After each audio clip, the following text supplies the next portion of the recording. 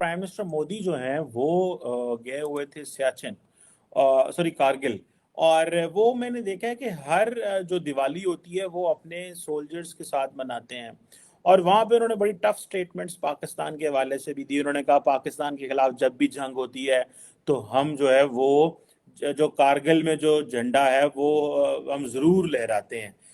आप क्या समझते हैं ये जो स्टेटमेंट है ये इन्फ्लेमेटरी स्टेटमेंट है? वैसे तो प्राइम मिनिस्टर मोदी पाकिस्तान के बारे में कोई बात नहीं करते। जब पाकिस्तान के वजीर आजम कहते हैं आए बात करें, आए इंगेज करें, आए डायलॉग करें, लेकिन वो अपने फौजियों के साथ जाके तो पाकिस्तान के बारे में इस तरह की बात करते हैं। तो आप इसको कैसे देखते हैं? क्या ये एक आप समझते हैं ये प्रोवोकेशन है? क्या ये पॉलिटिक्स है? क्या ये नेशनलिज्म है? या क्या आप समझते हैं कि ये उनका एक तरीकाकार है जिसके जरिए वो डिफरेंट जो जो उनके जो रिजल्ट हैं वो लेना चाह रहे हैं इस एक्ट से? आप उनको इस एंगल को, इस पॉलिटिक्स को या इस जेस्चर को दिवाली पे सियाचिन जाना, कारगिल जाने में कैसे देखते हैं?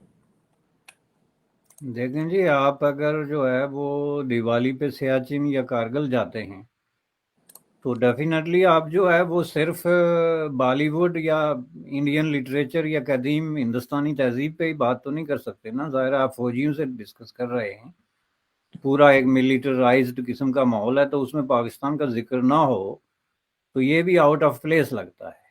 हम्म। चूंकि सवाल ये पैदा होता है कि ये सियाचिन या कारगिल पे जो फौजें बैठी हुई हैं वो पाकिस्तान की वजह से ही बैठी हुई है ना, वरना वहां पे तो फौज बिठाने का कोई मकसद नहीं।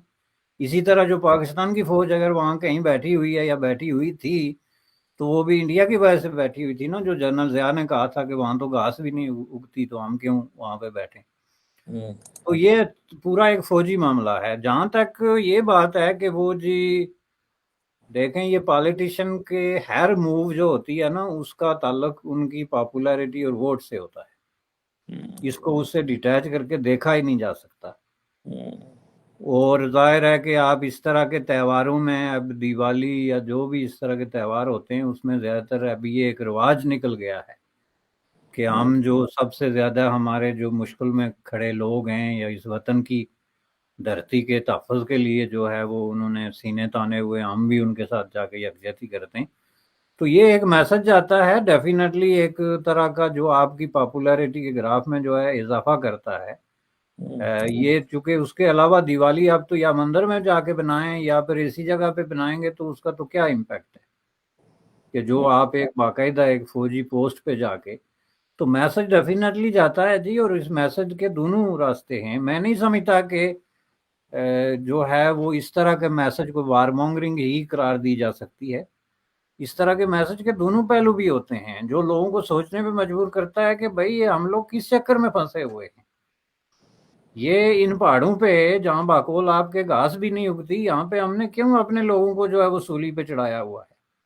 क्या हमारे जो मफादात हैं, जो मामलात हैं, उनको हम डिस्कस नहीं कर सकते और इन चीज़ों को हम रिजॉल्व नहीं कर सकते? मैसेज का दूसरा पहलू भी है ना, फ्लिप करके अगर आप देखें तो इस हवाले से मैं समझता हूँ कि इसकी दोनों शक्लें, इससे ये भी हाईलाइट होता है ना कि ये जो पीस प्रोसेस है, जो इंडियन सब कॉन्टिनेंट में क्वेश्चन ऑफ पीस एंड वार है, उसको रिविजिट करने की जरूरत है। और उसको रिविजिट किए बगैर आपको ज्यादा आगे नहीं जा सकते।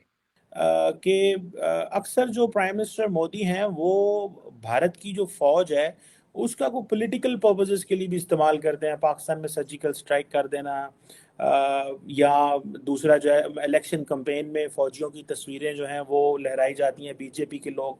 आप क्या समझ, आपने ये कोई ट्रेंड कभी नोटिस किया है इंडियन पॉलिटिक्स में? या क्या आप समझते हैं कि जो फौज का जो इस्तेमाल है वो, या फौज को तारीफ करना या उनको एक रिस्पेक्ट देना या उनको जिक्र करना is a part of the politics in our societies या इवन इवन वेस्टर्न सोसाइटीज में भी? नहीं, बिल्कुल नहीं है जी। वेस्टर्न सोसाइटीज में नहीं है और डेमोक्रेसीज में नहीं है। क्योंकि हमने पहले भी जिक्र किया कि डेमोक्रेसीज के अपने जो है ना वो मेरिट्स होते हैं जिसमें आप वो चीज़ें डिस्कस करते हैं जो उससे रिलेटेड हैं। अनफॉर्चुनेटली ये गुज़श्ता 3-4 सालों के दौरान वो जो कुछ हुए थे वाक़यात, इंडिया वर्सेस पाकिस्तान, तो उसमें जो है वो ये मिलिटराइजेशन का जो कॉन्सेप्ट और जो तस्वर है वो ये बहुत आगे चला गया। जिसमें कि ये बिल्कुल एक डोमिनेटिंग फैक्टर बन गया कि वो जी हम घुस के मारेंगे, हमने घुस के मार दिया, हम वहां से पकड़ के ले आएंगे, फलां कर देंगे। तो ये जब आप इस तरह की एक सिचुएशन क्रिएट कर देते हैं जिसके अंदर के ताकत का इस्तेमाल जो है वो आखिरी सोल्यूशन होता है, तो उसमें फिर वही लोग आपको हीरो बना के पेश करने पड़ते हैं जो ताकत का इस्तेमाल कर रहे हैं और कर सकते हैं। और जाहिर है उसके लिए मिलिट्री होती है, और ये चूंकि इस मकसद के लिए तैयार होती है। दिवाली पे सुना है मोदी जी ने भाषण दिया है, आपके प्राइम मिनिस्टर ने, तो क्या कह रहे हैं मोदी जी, जरा मुझे ये तो बताइए। मोदी जी का एक हर साल का एक ऑलमोस्ट फिक्स शेड्यूल है। दिवाली वो सिपाहियों के साथ मनाते हैं, चाहे इस बॉर्डर पे।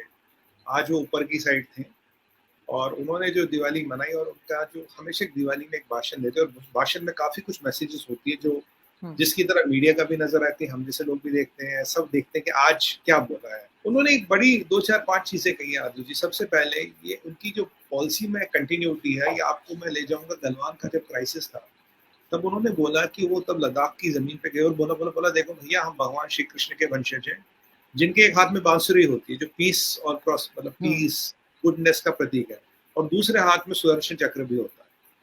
या तो आप बांसुरी से मान जाओ, नहीं तो सुदर्शन चक्र भी तैयार है, और हमारे यहाँ ये माना जाता है सुदर्शन चक्र की काट होती है, मोस्ट लीथल वेपन है। तो ये मैसेज सीधा सीधा दिया गया था, चाइना को डायरेक्ट दिया गया था, लद्दाख की जमीन पे खड़ा होकर दिया, जबकि चाइना सीसीपी में किसी की औकात नहीं थी कि उस बॉर्डर के आसपास आए, उनको इतना डर लगता था, और हमारे प्रधानमंत्री ने वहां खड़े होकर जो बोलना था बोल दिया। आज भी उन्होंने बोला देखो, अगर हम वॉर की बात करें, अगर हम कारगिल की बात करें, अगर हम कुरुक्षेत्र की बात करें, दोनों को अवॉइड करने की कोशिश की गई थी, पर जब अवॉइड नहीं होती तो लड़ना पड़ता, और जब तक आपके पास ताकत होगी तभी आप पीस इंश्योर कर सकते हो। Your power can only ensure peace, peace without power is impossible. अगर आप ये सोचो कि आपके पास पावर नहीं और आप पीसफुल हो, इम्पॉसिबल है। क्योंकि कई बार ये धारणा होती थी, क्योंकि हमारे पुराने कुछ ऐसे लोग थे, उनका मानना था भाई हमें तो किसी की जमीन पे कब्जा नहीं करना, हमारी जमीन पे कब्जा करने कौन आएगा। पर अगर आप 1000 साल का इतिहास देखो, आपको पता लगेगा उन्होंने इतिहास का ABCD भी नहीं पढ़ा, ये चीजें नहीं चलती। आज अगर हमने चाइना को कंट्रोल कर रखा, आज पाकिस्तान को चुप करा रखा, वो क्योंकि चाइना और पाकिस्तान दोनों को पता हमारे पास पावर है। देखिए, हमें किसी की जमीन पे नहीं लेना, बट ये नहीं सोचते कि कोई हमारी जमीन लेने नहीं आएगा, ये सोचना आपको गलत है। हम क्या कर रहे हैं, हमारा कहना बिल्कुल क्लियर है, हम we are keeping our gunpowder dry, our gunpowder is dry, our gunpowder will be dry. भाई जब जरूरत पड़ेगी